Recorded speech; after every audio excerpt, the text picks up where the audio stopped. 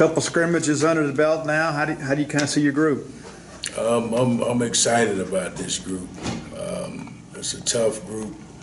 It's a physical group, and they hold each other accountable.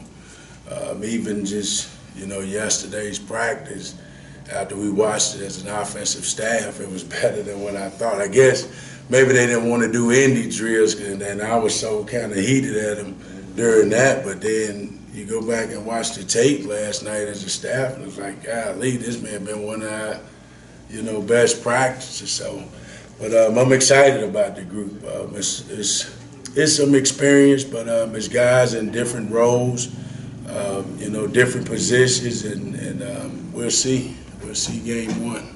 With a lot of guys moving around, how have you seen whether it's Tyree or Darryl adjusting to those positions and things like that? I think they've done well. I think Tyree, I expect a big year out of Tyree. He's a big athlete that I think is going to hold his own. And I think a lot of people are going to recognize who he is this year. I think Darryl's done well. I think, Darryl is probably more of a natural center, I would say, than Elton, because he is a vocal guy, more of a vocal guy, and I think he kind of wanted to be in that role. Very communicative, high football IQ, gets it and understands the game, knows when to make adjustment calls, and he does a great job of putting the five on the right page.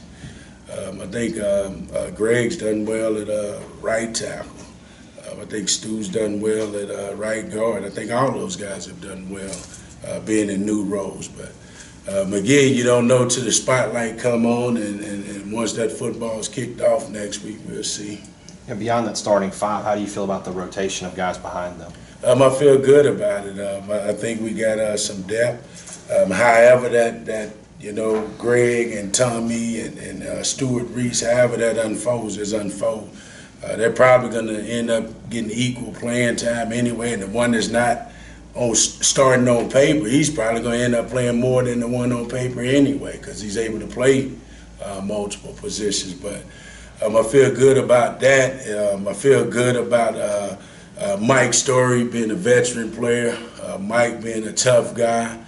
He's a smart guy, and probably has as much passion about the game than anybody in the room. So I feel good about the depth we had. It's just a matter of us staying healthy. I think LaQuiston Sharp's done a phenomenal job.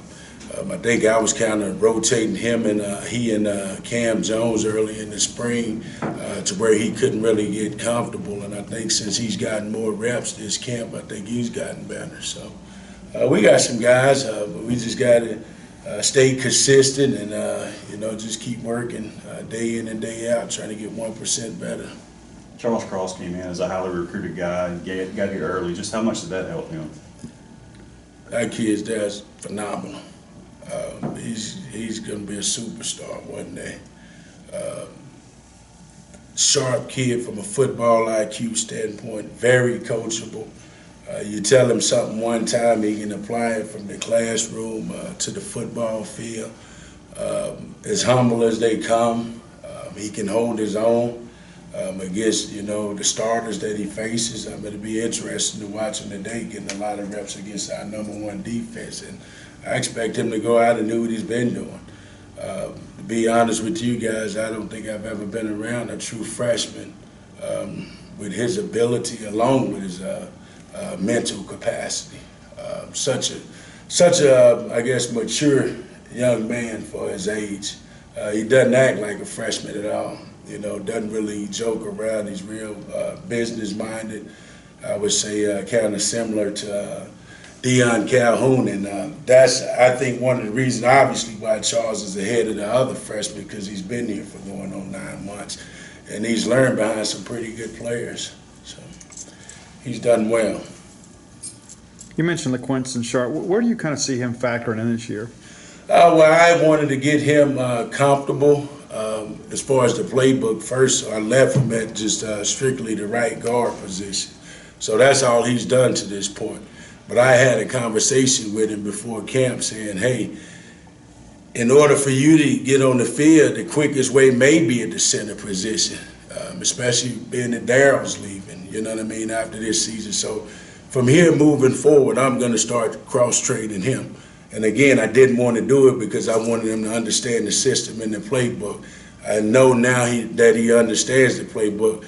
Now I got to teach him how to play left guard as well as center. So, but he's done well.